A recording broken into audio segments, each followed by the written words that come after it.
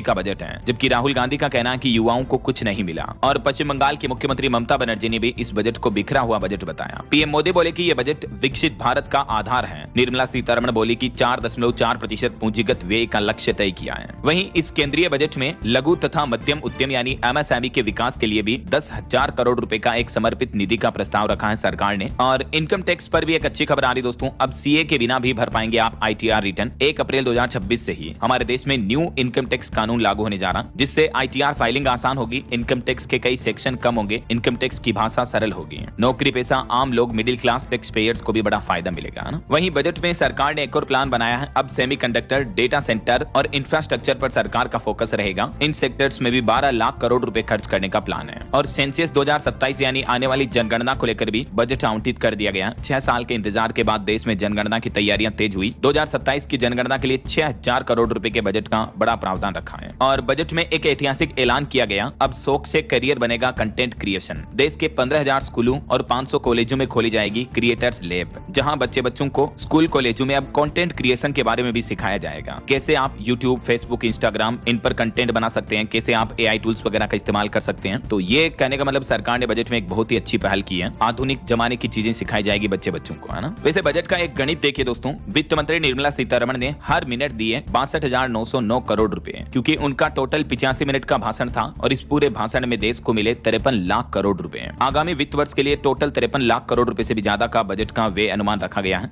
दोस्तों बजट 2026 के अनाउंसमेंट्स के बाद मार्केट्स में चेंजेस देखने को मिले हैं। हर साल बजट का इंपैक्ट इकोनॉमी पर काफी होता है। ऐसे में अगर आप इन्वेस्टर या ट्रेडर हैं तो आपको अपनी स्ट्रेटेजी को मार्केट के हर शिफ्ट के लिए रेडी रखना होगा। जब मार्केट में कोई मेजर चेंज हो तो सबसे जरूरी चीज होती है सही टूल्स और सपोर्ट, और यह सपोर्ट आपको मिलता है BlinkX जैसे ट्रेडिंग प्लेटफॉर्म के साथ, जो आपके ट्रेडिंग और इन्वेस्टिंग एक्सपीरियंस को आसान बनाता है। BlinkX एक पावरफुल और easy to use trading platform है जो ट्रेडर्स और इन्वेस्टर्स को जीरो ब्रोकरेज के साथ एडवांस्ड ट्रेडिंग सपोर्ट देता है। और दोस्तों BlinkX अभी अपने न्यू यूजर्स को दे रहा है 2 मंथ्स का जीरो ब्रोकरेज प्लान, वो भी बिल्कुल फ्री। इस प्लान के अंदर आप F&O, equity delivery, intraday, currency और IPOs सभी सेगमेंट्स में पूरे 2 महीने तक बिना ब्रोकरेज के ट्रेड कर सकते हो। BlinkX ऐप के अंदर आपको मिलता है free research and market insights, जहां एक्सपर्ट्स रियल टाइम अपडेट्स के साथ आपको बताते हैं स्टॉक्स के एंट्री एग्जिट लेवल्स, वो भी क्लियर टाइम फ्रेम विजिबिलिटी के साथ। तो ऑप्शंस ट्रेडर्स के लिए BlinkX का flash trade feature specially useful है। ATM, at the money, highest OI,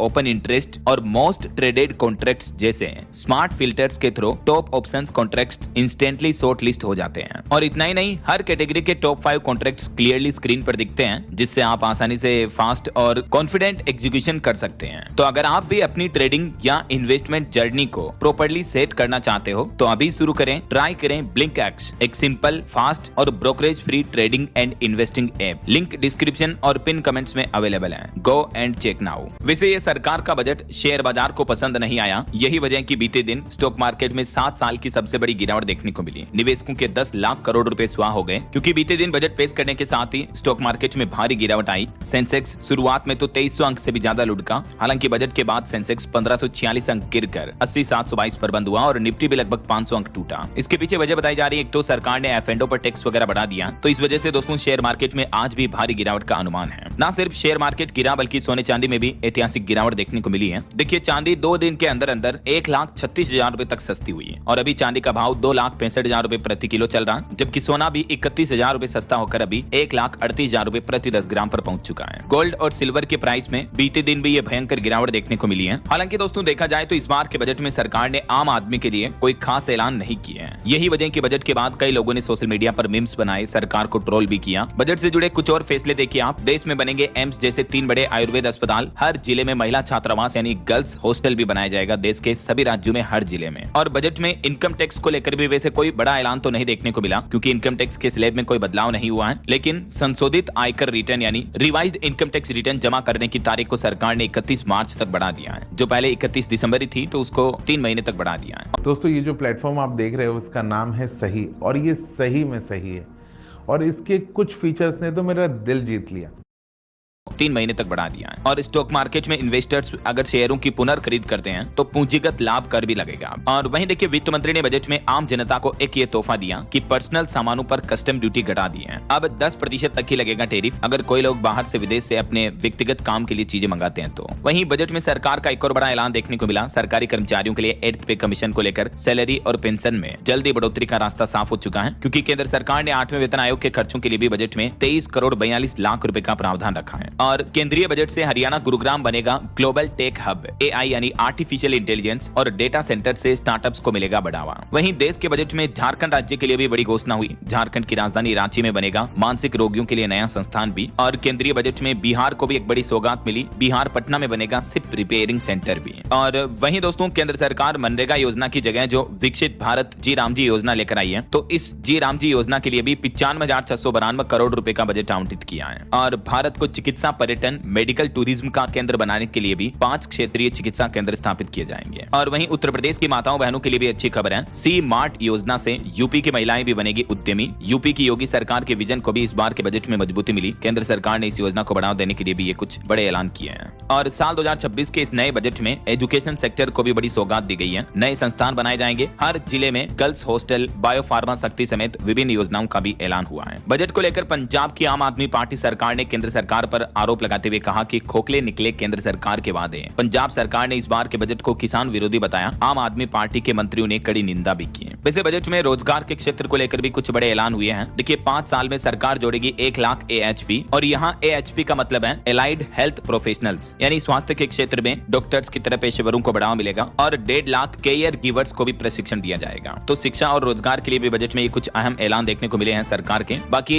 और भी दोस्तों बजट को लेकर कुछ वन लीनियर हाइलाइट्स हैं, वो अपन देखेंगे लास्ट में। फिलहाल आगे बढ़ते हैं कुछ और दूसरी महत्वपूर्ण खबरों की तरफ, क्योंकि दोस्तों कल क्या कि संडे था, रविवार था और बजट भी आया, तो इस वजह से अन्य खबरें कम ही देखने को मिल रही हैं। यही वजह कि आज के वीडियो में ज्यादातर बजट के ही अपडेट्स हैं। खैर फिलहाल अगला अपडेट देखिए आप। प्रधानमंत्री नरेंद्र मोदी ने संत निरंजन दास के पैर छुए और बोले कि बजट से पंजाब का फायदा होगा। कपड़े यूरोप में बिकेंगे। आदमपुर एयरपोर्ट का नाम संत रविदास पर रखा गया। बीते दिन प्रधानमंत्री नरेंद्र मोदी पंजाब के लुधियाना पहुंचे। यहाँ हलवारा एयरपोर्ट का उद्घाटन भी किया। और वहीं कल जो श्री गुरु रविदास जयंती थी, इस मौके पर भी पीएम मोदी ने कार्यक्रम में हिस्सा लिया। इसके साथ ही दोस्तों पंजाब राज्य को 7वां एयरपोर्ट भी मिल चुका है। पीएम मोदी ने लुधियाना की हलवारा एयरपोर्ट का उद्घाटन किया, तो इससे पंजाब में अब टोटल एयरपोर्ट की संख्या 7 हो गई है। कहां ये देख सकते हैं आप लिस्ट भी। और इसके अलावा आदमपुर एयरपोर्ट का नाम भी बदला गया। अब ये एयरपोर्ट श्री गुरु रविदास महाराजा हवाई अड्डे के नाम से जाना जाएगा। चलिए अगला अपडेट देखिए दोस्तों। साउथ के सुपरस्टार रामचरण के घर 2 जुड़वा बच्चों का जन्म हुआ है। अपनी 2 साल की बेटी को लेकर वो अस्पताल में मिलने भी पहुंचे। मैंने कांग्रेट्स उनको। और वहीं देखिए एक बड़ी सड़क दुर्घटना की खबर। बिहार में सड़क हादसे में 13 लोगों की जान चली गई। पटना में 6, बक्सर में 4 और शेखपुर में 3 लोगों की जान गई। बीते दिन बिहार में कई जगहों पर अलग अलग भयंकर सड़क हादसे देखने को मिले। और उत्तर प्रदेश में भी बढ़ती रोड एक्सीडेंट की घटनाओं को लेकर मुख्यमंत्री योगी आदित्यनाथ ने कहा, अधिकारियों को निर्देश दिया और कहा कि तय समय पर बने मजबूत सड़कें, सड़क हादसों पर ब्रेक लगे। मुख्यमंत्री बोले कि ओवरलोड ट्रक व डंपर पर भी रोक लगाएं। और यूपी में सड़कों के निर्माण, रखरखाव, सुरक्षा पर कड़े निर्देश जारी किए ताकि रोड एक्सीडेंट की घटनाओं को रोका जा सके, है ना। और बिहार की एक और बड़ी घटना देखिए दोस्तों। बिहार में 5 बच्चियों ने एक साथ जहर खा लिया। 4 की मौत हो गई। एक की हालत अभी नाजुक है, हॉस्पिटल में भर्ती है। बिहार के औरंगाबाद में यह बड़ी घटना देखने को मिली है। अब बच्चों ने ऐसा कदम क्यों उठाया, इसकी अभी जांच चल रही है। वैसे जांच में अभी तक एक भी पुरुष सामने नहीं आया। और वहीं राजस्थान की जो साध्वी प्रेम बाइसा की मौत हुई, उस पर भी सस्पेंस अभी बरकरार है। फिलहाल SIT जांच में पता चला है कंपाउंडर ने कबूली 1 से ज्यादा इंजेक्शन देने की बात भी।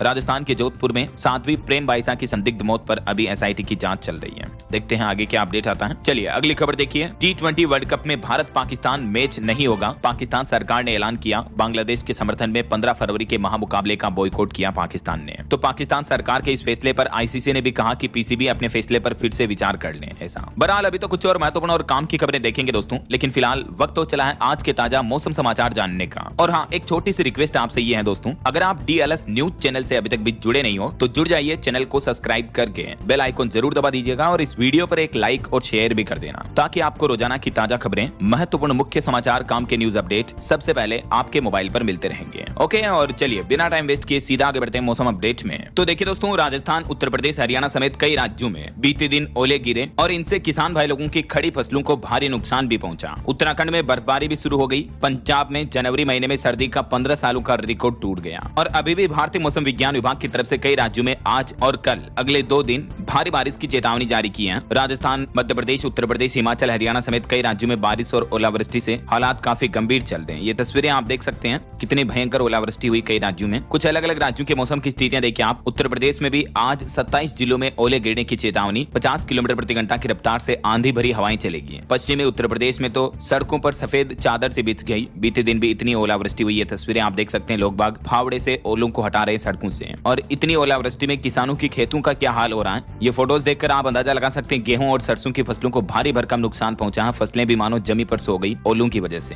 सर ने जो टर्म लाइफ इंश्योरेंस की पॉलिसी ली थी उसका क्लेम अप्रूव हो गया है। 2 करोड़ रुपए आपके अकाउंट में ट्रांसफर हो चुके हैं। थैंक यू रोहित, आपने और पॉलिसी बाजार ने इनकी टर्म लाइफ इंश्योरेंस लेने में भारी भरकम नुकसान पहुंचा है। फसलें भी मानो जमी पर सो गई ओलों की वजह से। और ऐसे में दोस्तों आज उत्तर प्रदेश के किन किन 27 जिलों में ओले गिरने की संभावना है, ये लिस्ट भी आप देख सकते हैं। कई जिलों में बिजली गिरने का भी अलर्ट है, तो सावधान रहिएगा। वहीं राजस्थान की स्थितियां देखिए आप। कोटा चित्तौड़गढ़ में ओले गिरे, कोटपुतली में बारिश भी हुई। इस वजह से यहाँ राजस्थान राज्य में भी फसलों को भारी नुकसान पहुंचा और कोहरे के कारण एक सवारियों से भरी बस भी पलट गई। कोहरे में कई सड़क हादसे भी देखने को मिल रहे हैं आए दिन। ये देख सकते हैं आप, भीलवाड़ा के मंडल क्षेत्र में कोहरे के कारण बेकाबू बस पूरी तरह से पलट गई। और आज 2 फरवरी को भी राजस्थान के आधे से ज्यादा राज्य में अधिकतर जिलों में बारिश और ओलावृष्टि की चेतावनी है। ये देख सकते हैं आप मानचित्र में, जहां जहां येलो एरिया दिख रहा है आपको, इन जिलों में येलो अलर्ट की चेतावनी है। ना सिर्फ आज बल्कि दोस्तों कल 3 फरवरी को भी कई जिलों में बारिश और कोहरे की चेतावनी है और 4 फरवरी तक ये अलर्ट बना रहेगा। वहीं मध्य प्रदेश में भी देखिए कितनी भयंकर ओलावृष्टि हुई। नीमच मंदसौर में सड़कें ओलों से ढक गई। ग्वालियर उज्जैन समेत कई जिलों में बारिश देखने को मिल रही है। लगातार फसलें खराब हुई। 14 जिलों में आज भी मध्य प्रदेश में अलर्ट है। ये पूरी सड़क की तस्वीर देखिए दोस्तों, इतने ओले गिरे कि पूरी सड़क सफेद हो रही है। घरों के बाहर से भी लोग बाग ओलों को ये फावड़े से हटा रहे हैं, वरना गेट भी बंद हो गए लोगों के। अच्छा आप देखिए छत्तीसगढ़ में भी बढ़ेगा पारा, यानी छत्तीसगढ़ राज्य में थोड़ा तापमान बढ़ेगा। अब अगले 3 दिन मौसम ड्राई रहेगा, सूखा रहेगा। छत्तीसगढ़ में फिलहाल बारिश वगैरह की चेतावनी नहीं है। लेकिन इधर बिहार में गोपालगंज बगहा में घना कोहरा छाया हुआ है। 12 जिलों में और कोहरे का अलर्ट है। रात के तापमान में गिरावट हुई, पछुआ हवाओं ने ठंड बढ़ाई। झारखंड में भी मौसम शुष्क रहेगा। सुबह सुबह हल्का कोहरा छाया रहेगा। अगले 4 दिनों में 4 डिग्री तक चढ़ेगा पारा। तो वहीं हरियाणा के भी कई जिलों में बारिश और करनाल में ओले गिरे। यहाँ भी इतनी ओलावृष्टि हुई कि पूरी जमीन मानो सफेद हो गई, फसलों को नुकसान पहुंचा। और आज भी हरियाणा के 17 जिलों में बारिश और ओले का अलर्ट है। मौसम को देखते हुए मौसम वैज्ञानिकों की तरफ से किसानों की फसलों के लिए भी ये सलाह और चेतावनी दी गई है। 1, 2 और 3 फरवरी तक हरियाणा में भी मौसम में आपको बदलाव देखने को मिलेगा। अच्छा पंजाब में देखिए इतनी ठंड पड़ रही कि 15 सालों का रिकॉर्ड टूट गया। संगरूर में धुंध में पेड़ से टकराई बस, 7 लोग घायल हो गए। और पंजाब के भी आज सभी जिलों में बारिश की चेतावनी है। पंजाब और चंडीगढ़ दोनों ही जगहों पर फरवरी की शुरुआत में ही मौसम ने करवट ले ली है। पहाड़ी राज्यों की बात करें दोस्तों तो हिमाचल प्रदेश में आज रात से एक्टिव होगा नया वेस्टर्न डिस्टर्बेंस। इस वजह से बारिश, बर्फबारी और तेज तूफान का भी अलर्ट है। बिलासपुर में घना कोहरा भी छाया हुआ है। वहीं उत्तराखंड में भी देखिए गंगोत्री यमुनोत्री में बर्फबारी शुरू हुई। 8 जिलों में बारिश की चेतावनी, 6 जिलों में हाई अलर्ट है। और उत्तराखंड के कुछ मैदानी इलाकों वाले जिलों में तो बिजली गिरने की भी चेतावनी है। 4 फरवरी तक मौसम खराब रहेगा। बाकी और भी दोस्तों अगले 24 घंटों के दौरान देश भर में मौसम की संभावित गतिविधियां क्या रह सकती हैं, स्काईमेट वेदर की ये रिपोर्ट भी आप देख सकते हैं स्क्रीन पर। 2 और 3 फरवरी को देश के कई राज्यों में बारिश का सिलसिला आपको देखने को मिलेगा और कई राज्यों में कोहरा और शीतलहर का भी अलर्ट है, तो सावधान रहिएगा। ये भारत के मानचित्र में आप देख सकते हैं। ओके, और चलिए मौसम के बाद आगे बढ़ते हैं अपन खबरों में। देखिए अगली खबर, उत्तर प्रदेश के वाराणसी में इंडिगो विमान को बम से उड़ाने की धमकी दी गई। पेपर पर लिखा कि कभी भी फट जाएगा। तो ये सामने आने के बाद 237 यात्रियों की अब हैंड राइटिंग मैच कराई जाएगी। जो भी यात्री उस वक्त विमान में सफर कर रहे थे उन सभी की हैंड राइटिंग का टेस्ट किया जाएगा, ताकि पता चल सके कि आखिर ये किसने लिखा, किसने बदमाशी की। और खबर है मुंबई में फिल्म डायरेक्टर रोहित शेट्टी के घर पर फायरिंग की घटना देखने को मिली। 4 लोग हिरासत में लिए गए। फेसबुक पोस्ट में लॉरेंस गैंग के नाम से हमले किए जाने का दावा किया जा रहा है। चलिए अगली खबर आ रही है। उत्तराखंड में बद्रीनाथ धाम के पुजारी बोले कि अविमुक्तेश्वरानंद ही हमारे तो शंकराचार्य हैं, जबकि यूपी के मंत्री ने अभी हाल ही में प्रयागराज माघ मेले विवाद के दौरान कहा था कि हम उनको शंकराचार्य नहीं मानते हैं, सबूत दो। और उत्तराखंड के मंत्री बोले कि मुख्यमंत्री से पूछकर बताऊंगा। वहीं खबर है स्वामी अविमुक्तेश्वरानंद से मिले अलंकार अग्निहोत्री, उन्होंने कुछ मांगे भी रखी। 7 फरवरी को दिल्ली कूच की भी चेतावनी दी। और कुछ पॉलिटिक्स की बड़ी खबरें देखिए आप। महाराष्ट्र की राजनीति में अजीत पवार जी के निधन के बाद अब एनसीपी के दोनों गुटों के विलय पर अब भी सस्पेंस बरकरार है। शरद पवार मुंबई पहुंचे, सुनेत्रा पवार डिप्टी सीएम की शपथ लेकर बारामती लौटी है। वहीं इधर पंजाब की पॉलिटिक्स से खबर आ रही है। बीते दिन जो आपको पता होगा पीएम मोदी ने पंजाब राज्य का दौरा किया, तो पीएम के आने से पहले नवजोत सिंह सिद्धू ने कांग्रेस पार्टी छोड़ दी। वो बोली कि काबिल नेताओं की यहाँ कोई कदर नहीं है। सांसद रंधावा बोले कि अच्छा हुआ छुटकारा मिला। तो ये कुछ राजनीतिक बयानबाजी चल रही है। और चलिए कुछ बड़ी इंटरनेशनल न्यूज अपडेट देखते हैं। देखिए बड़ी खबर, ईरान नहीं केवल कि अब वेनेजुएला से तेल खरीदेगा भारत, ये अमेरिकी राष्ट्रपति डोनाल्ड ट्रंप ने बड़ा दावा किया। ट्रंप बोले कि भारत ईरान की जगह वेनेजुएला से तेल खरीदेगा, क्योंकि वेनेजुएला पर कब्जा करने के बाद ट्रंप वहां से तेल निकालना भी शुरू कर चुके हैं। तो अभी उनका कहना कि भारत और हमारे बीच पहले से ही डील तय हो चुकी है, और इतना ही नहीं, उन्होंने चीन को भी डील करने के लिए कहा है। हालांकि भारत की तरफ से अभी इस बयानबाजी पर कोई स्पष्टीकरण नहीं आया है। और एक बड़े हादसे की खबर देखिए दोस्तों, पश्चिम अफ्रीका के आइवरी कोस्ट में भीषण सड़क हादसा हुआ, 14 लोगों की मौत हो गई, 21 अन्य घायल हो गए। वहीं इधर कांग्रेस ने दावा किया कि अनिल अंबानी ने भी एप्स्टीन से मदद मांगी, मोदी और ट्रंप की मुलाकात करानी थी। अभी एक दिन पहले कांग्रेस ने कहा था कि ट्रंप के लिए मोदी इजराइल में नाचे, तो ये उल्टे सीधे बयान चल रहे हैं। हालांकि विदेश मंत्रालय ने इन सभी बयानों को खारिज किया है। और खबर है, भारत ने बांग्लादेश की भी मदद को घटाकर आधा कर दिया, अब 60 करोड़ देंगे। मालदीव म्यांमार का फंड भी काटा, भूटान के लिए फंड बढ़ाकर 2288 करोड़ कर दिया है। बीते दिन जो वित्त मंत्री निर्मला सीतारमण ने बजट जारी किया, इस बजट में विदेशों को मिलने वाले बजट के लिए कटौती की गई है। वहीं पाकिस्तान में हालत देखिए, पाकिस्तान के बलूचिस्तान में अब तक 200 बागियों की मौत की खबर है। आग और बारूद का साया छाया हुआ है, जबकि पाकिस्तान गवर्नमेंट का भी कहना है कि बलूचिस्तान में 145 लड़ाके मारे गए हैं। और पाकिस्तान ने भारत पर यह भी आरोप लगाया कि भारत इस हमले में शामिल है। हालांकि भारत के विदेश मंत्रालय ने इन आरोपों को निराधार बताया। और वहीं इंडोनेशिया की एक कानून की खबर देखिए, इंडोनेशिया में शादी से पहले संबंध बनाने पर 140 कोड़े की सजा सुनाई गई एक लड़की को। इससे युवती बेहोश हो गई। ये शरिया कानून के तहत शादी से पहले संबंध बनाने पर रोक है। वहीं ईरान ने यूरोपीय यूनियन के देशों की सेनाओं को भी आतंकी संगठन घोषित कर दिया है। और एप्स्टीन फाइल्स के आरोपों पर देखिए, माइक्रोसॉफ्ट के संस्थापक बिल गेट्स बोले कि रूसी लड़कियों से संबंध नहीं बनाए, यौन बीमारी के दावे को गलत बताया और कहा कि एप्स्टीन फाइल्स में लगे आरोप पूरी तरह से झूठे हैं। और एक अनोखी खबर देखिए दोस्तों, यूएई दुबई के गोल्ड डिस्ट्रिक्ट में दुनिया की एक अनूठी पहल की जा रही है। दुबई गोल्ड स्ट्रीट में सोने की सड़क बनेगी। यहाँ बाजार में 100 टन सोना मौजूद रहता है हर समय, और यहाँ पर अब गोल्ड की सड़क बनाई जाएगी। लिटरली दुबई में इतना सोना है कि इसी वजह से दुबई को सिटी ऑफ गोल्ड भी कहा जाता है। और खबर देखिए, चाइना के राष्ट्रपति शी जिनपिंग ने युआन को इंटरनेशनल रिजर्व करेंसी बनाने का भी आह्वान किया, क्योंकि इतने दिन अमेरिकी डॉलर जो इंटरनेशनल करेंसी के रूप में अपना वर्चस्व स्थापित किए हुए हैं, तो अमेरिका जिस डॉलर के बलबूते पर पूरी दुनिया को नचा रहा, अब चाइना ने उसी पर वार किया। मान लीजिए आपकी दवाई का बिल 6,000 रुपए आता है, अब वो सिर्फ 2,000 रुपए हो सकता है। अभी हाल ही में मेरी मुलाकात 2 यंग